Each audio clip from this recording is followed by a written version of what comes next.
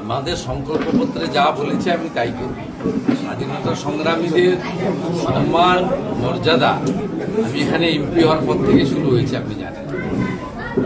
নিজের কথা বলবো কেন? যতগুলো সুশীলবাবু, সতীশবাবু, অজয়বাবুদের মূর্তি, মাতঙ্গিনী হাজরার মূর্তি, ক্ষুদিরাম বসুর মূর্তি, সবটা আমি করেছি বলবো না, অনেকগুলি হয়েছে। ডক্টর শ্যামাপ্রসাদ মুখার্জি, স্বামী প্রণবানন্দের আদর্শকে জাগ্রত করা যায়। তারা বাঙালি হিন্দুদের হোমল্যান্ড দিয়ে গেছিলেন, আর যত হাতছাড়া হয়ে যাচ্ছে। জনগণ সঠিক সময় বদলে দিয়েছেন, দায়িত্ব বিরাট, কাজ করতে হবে। অশান্তির দিকে পা যাতে কেউ না রাখে, আপনি নিজেরা আইন হাতে তুলবে কেন? তাহলে তো তৃণমূলের বিজেপি সমান হয়ে গেল।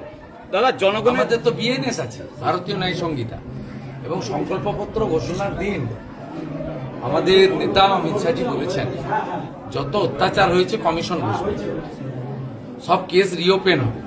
আমরা আইনি পথে গুন্ডাদের, ধর্ষকদের, চোরেদের ব্যবস্থা নেব। তার জন্য বিএনএস সরকার। জনগণের রায়কে মেনে নিতে পারছেন না? জনগণের রায়কে তিনি মেনে নিতে পারছেন না? সব বলবো না, ওনার সম্পর্কে আমার কথা বলার মতো আর কোনো বাক্য শব্দ নাই। আমি প্রয়োজনও মনে করি। কমিশন বলছে তিনি আইন জানেন। এখন পজিটিভ চিন্তা করতে হবে, বাংলাকে ঘুরতে হবে।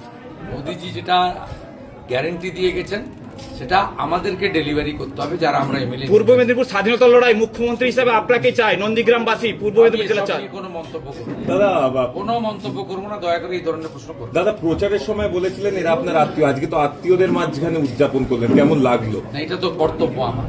কাল ভবানীপুরে গেছিলাম, আজকে এখানে গেছি, আবার 10 তারিখে ভবানীপুরে যাব, এবং সবার কাছে যেতে হবে। অনেক রাত জেগে, দিন রাত এক করে, অনেক কঠিন পরিশ্রম করে আমাদেরকে এই সাফল্য করেছে। তাদের সঙ্গে গিয়ে হাত মিলিয়ে একটু নমস্কার, প্রতি নমস্কার, একটা লাড্ডু খেলাম, খাওয়ালাম, এটুকু না করলে তো মানে তৃণমূলের সঙ্গে বিজেপির কোনো তফাৎ থাকে। আর আমি বরাবর জনগণের সঙ্গে থাকি বলে জনগণ আমাকে যে কোনো পরিস্থিতিতে তারা টিকিয়ে রেখেছে। ফাইনালি তো জনগণ।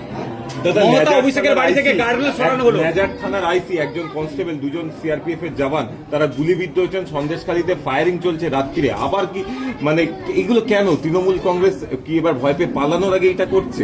না, আছে তো টুকটাক তো গুন্ডা, বদমাইশ, বেআইনি অস্ত্র আছে। বিজেপিকে সরকারটা করতে দেন, সময় দেবেন তো, 3-4 সপ্তাহের মধ্যে পরিষ্কার হয়ে যাবে। অভিষেকের বাড়ি থেকে গার্ডরেল সরিয়ে আলো, উচ্চতর তদন্ত পেত। আমি মন্তব্য অনেকে ক্ষমতা অপব্যবহার করতেন। মন্তব্য করবো না ওদের নিয়ে। আমার কোনো প্রয়োজন নেই মন্তব্য করার, আমার প্রয়োজন নেই। এখন প্রয়োজন ছিল করেছি, এখন কোনো প্রয়োজন নেই। অনেক ওরা প্রাসঙ্গিকই নয়, অপ্রাসঙ্গিক। তৃণমূল পার্টি অফিসে